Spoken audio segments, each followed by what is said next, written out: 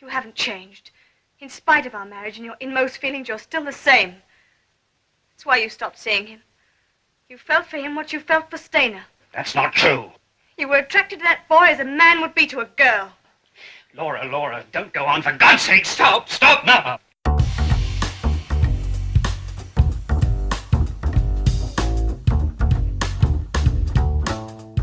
Hello and welcome back to the BFI podcast. I'm Henry Barnes. Right off the top there's a clip from Victim starring Dirk Bogarde.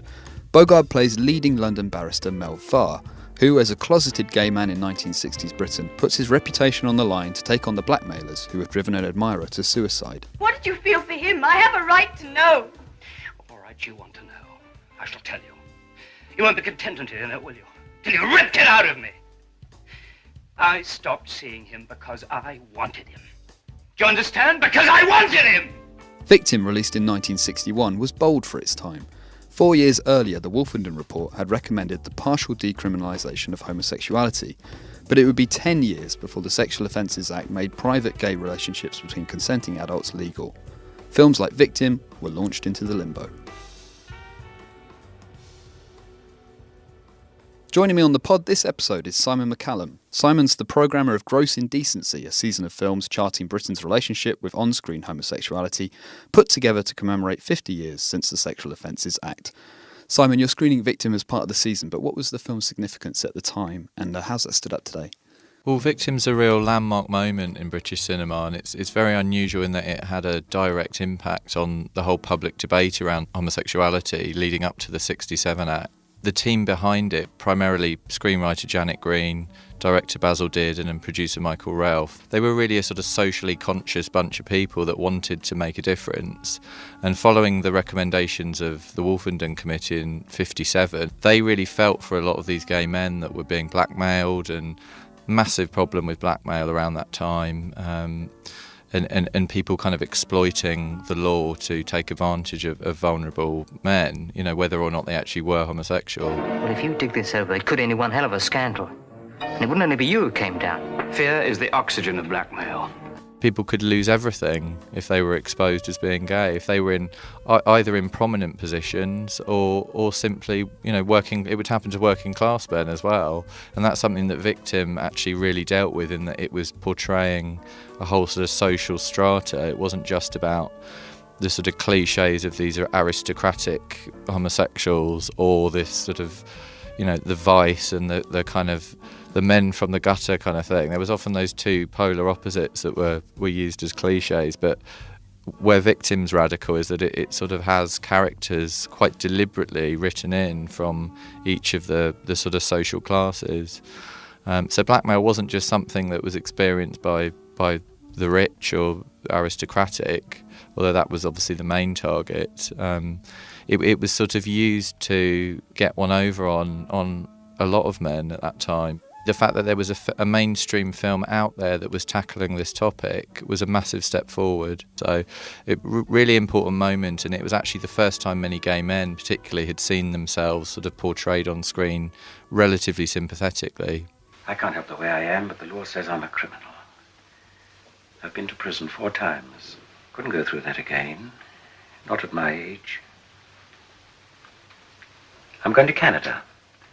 I've made up my mind to be sensible, as the prison doctor used to say. Don't care how lonely, but sensible.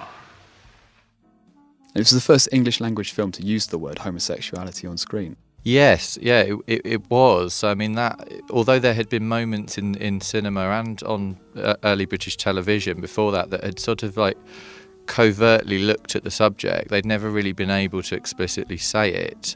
So it's incredible that they actually managed to sort of negotiate with the censors to actually allow this to even be mentioned. And they did have some sort of wrangles with the BBFC, as we know it today, around kind of how explicitly they could talk about this topic. And it certainly wasn't plain sailing. And when you said earlier that the film had an impact on the legislative process, could you describe what the impact was? Yeah, I think because, Wolfenden itself in 57, that committee was set up because the public debate had really intensified around the treatment of gay men. After the war, there was a real witch hunt, a sort of renewed witch hunt against gay men in particular in this case, which actually Churchill was supportive of. People don't really realise that he was actually quite homophobic himself, as were a lot of the key figures in government around that time.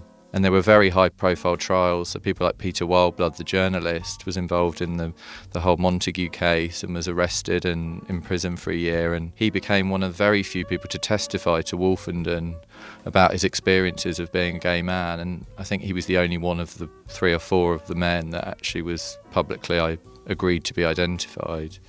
And so his testimony actually really fed into that whole debate. Film and TV were actually a crucial part of that whole, journey, very slow but important journey towards, some kind of equality, or the beginning of a journey towards equality. And I think the fact that people were actually discussing it much more in public actually then sort of pushed the government towards taking some kind of action. Look at this. Negligee department dropped 14% since April. Gowns, April down 15.5%. Cosmetic department going along fine till April, then boom. When did you come here? April, sir. Well, there you are. It seems you disturbed the female staff. Can you tell us how Dirk Bogarde got involved in the film? I mean, he started out as a teen idol as such, right, and then moved into more serious fare. Yeah, so he was actually quite keen to get rid of this teen idol image. He was nicknamed the idol of the Odeons in the 50s and had been mainly doing fairly sort of lightweight roles that appealed to families and younger audiences, and he had a really hardcore sort of teen girl following, and probably some teen boys as well. And he was actually I think he felt a little bit above some of the roles he was given, and this was the sort of time when in the studio system, similar to America, where they were on long-term contracts and they didn't have the kind of control over the roles that they were doing that some actors would take for granted today. So he sort of wanted to shed this nice, cosy image, this teen idol image. And so films like Victim were really important to him to take on, to kind of tackle that and to move on to more serious fare. But it's important to stress what a risk this particular role, which actually pretty much all the other major actors had turned down or wouldn't touch with a barge pole, because it was the most explicit look at the subject of homosexuality that really anyone had attempted in British cinema. So he was really putting his professional and his personal sort of credibility on the line. He could have not had work anymore. He could have been, if he had actually been implicated himself in being homosexual, there could have been consequences for him. So for someone of that high profile to take this on and really take the film to another level we can't forget what he did there. It's really important. In modern times, there's been a lot of writing talking about Bogarde's own place in the gay community and that he was in a long-term relationship with a man but never felt like he could come out of the closet, or at least didn't want to. I was wondering what his consideration was doing these kind of films that were, as you say, very, very close to the line and politically active, and at the same time not feeling like he could truly express who he was in open society. Well, Bogarde gets a lot of flack, and I think actually really quite unfairly, including from a lot, many gay people over the years have criticised him for being closeted, but I think we're often imposing a modern day viewpoint in implying and suggesting that he should have somehow come out, when that just wasn't something that really almost anyone could do at the time, let alone somebody in that kind of high profile position. So he essentially just separated out his personal and public lives. He saw them as two totally separate things. He was in a long-term relationship with Anthony Forward, who was a former actor himself, and they lived together for many years until Tony's death in 1988. But he didn't see that was something he had to put on show to the public, and I think he gets too much flack for that, really. So he saw that taking part in things like Victim was enough. That was his contribution. He obviously subsequently was involved in other roles that have kind of gay overtones or undertones, and he then went on to work in real sort of art house cinema and take on some really, really quite out there roles. So I think he did enough for the community. He certainly did more than most. He really put his neck on the line. OK, let's hear from Bogarde. This clip is from a 1983 interview with the actor that took place at the National Film Theatre, now known as the BFI South Bank. Frustratingly, Bogarde doesn't talk about Victim in this interview, but we've included a few clips of him here just so you can get a sense of the man. This is Bogarde talking about working with director Joseph Losey on The Servant. Written by Harold Pinter, the film told the story of a wealthy Londoner, played by James Fox, who hires Bogarde's character as his manservant, only to see the power balance between them swing over the course of the film. He's a very grumpy man, Joe. Is he? Terribly grumpy. But very close. We're very close. But the funny thing about really working with Joe, I mean, he first of all found me, or at least I found him, I suppose, in 1951 when I was called the idol of the Odeons.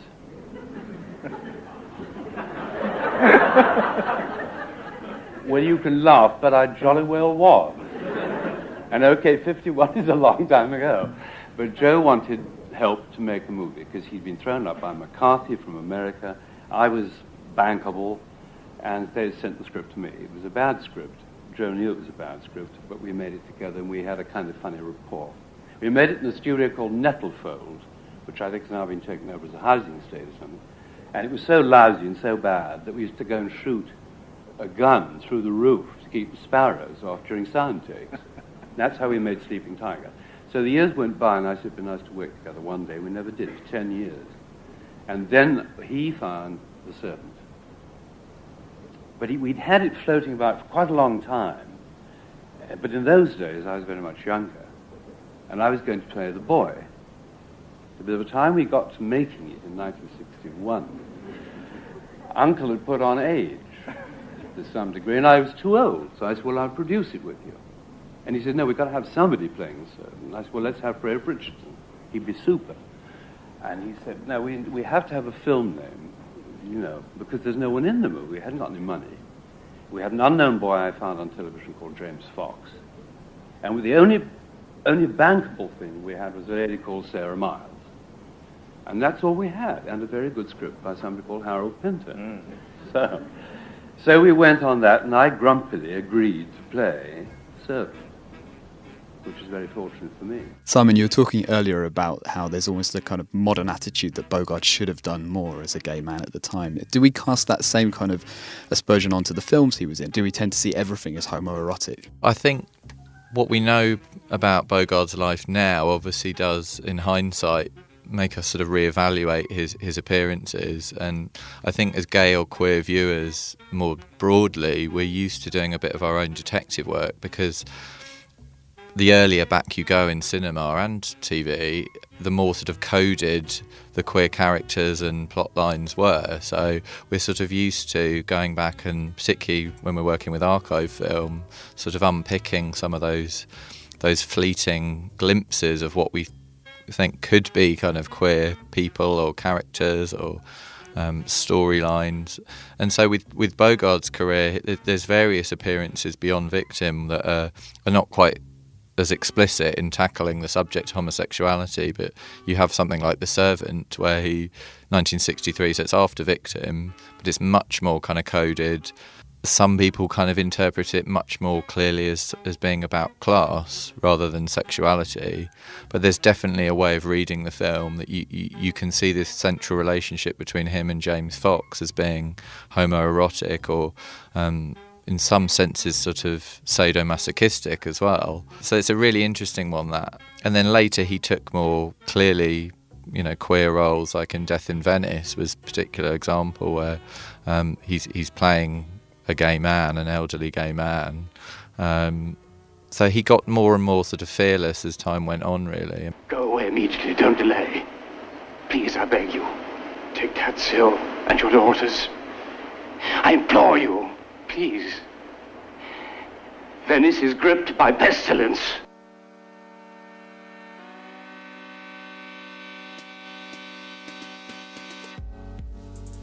Let's hear Bogarde talking about Death in Venice. This was Luchino Visconti's 1971 film about a composer who becomes obsessed with a beautiful young boy as Venice experiences a cholera epidemic.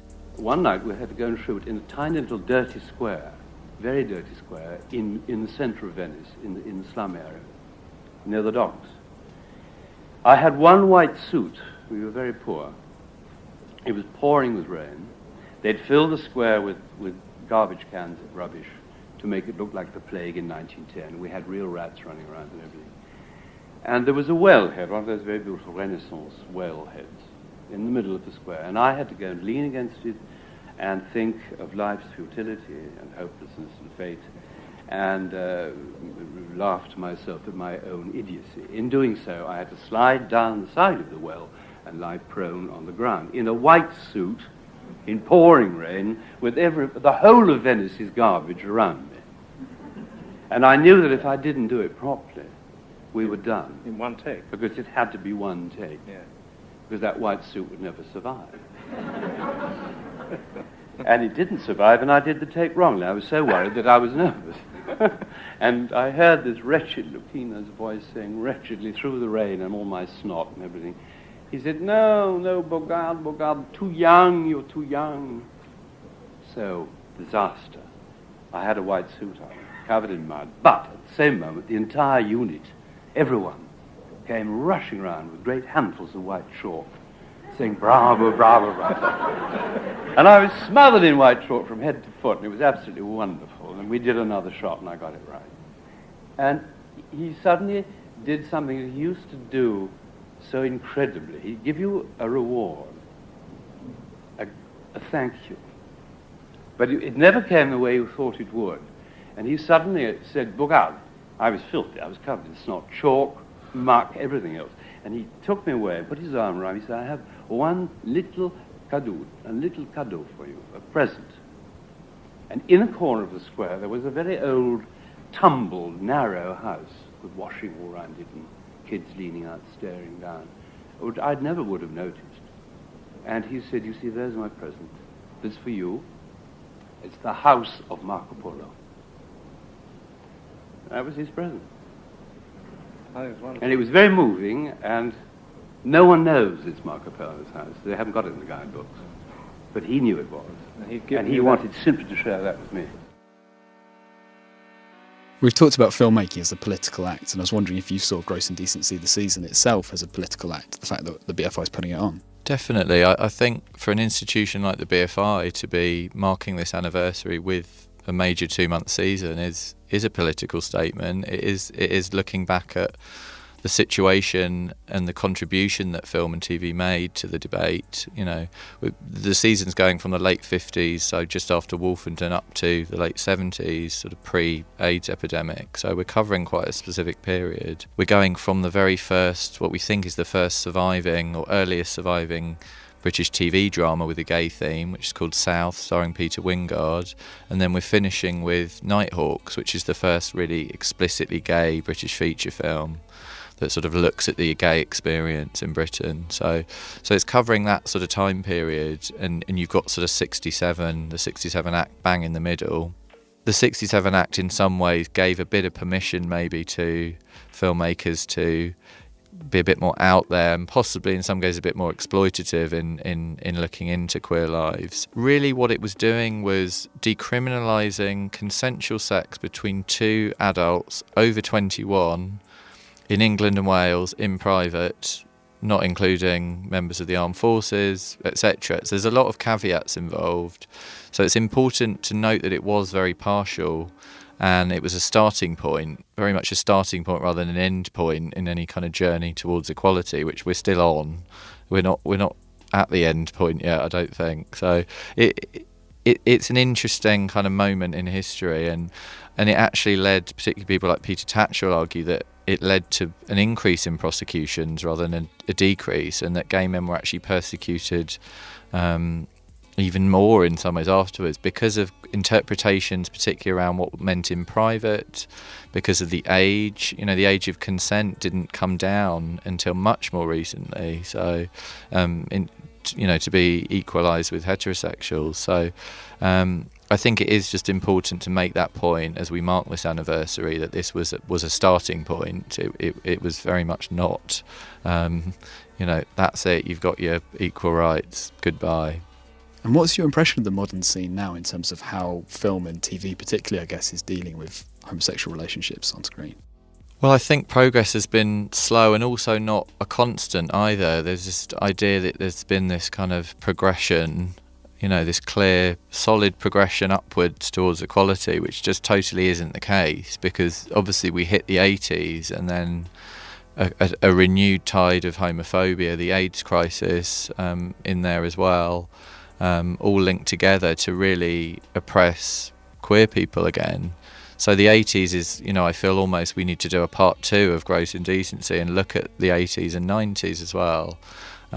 Next year's the anniversary of Section 28, which came in, 30 years ago next year. So that's I think a real opportunity to kind of hopefully revisit this, but to see the kind of ebb and flow of progress. And I think now there's still a lot more work needs to be done.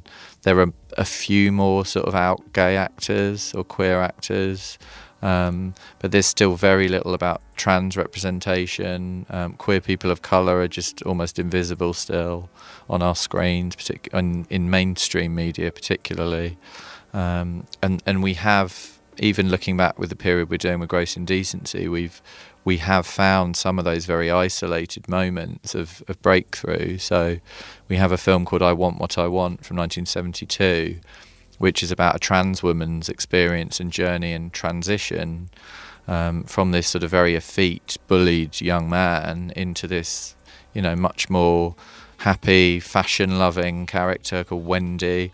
And there's problems with it. It's not entirely unproblematic as a film, but it was incredibly sympathetic to the character. And so what we've wanted to do is show that yes, there still needs to be a lot of progress, but you can look back and other members of the wider LGBT community can see these moments in our sort of on-screen history that are breakthroughs.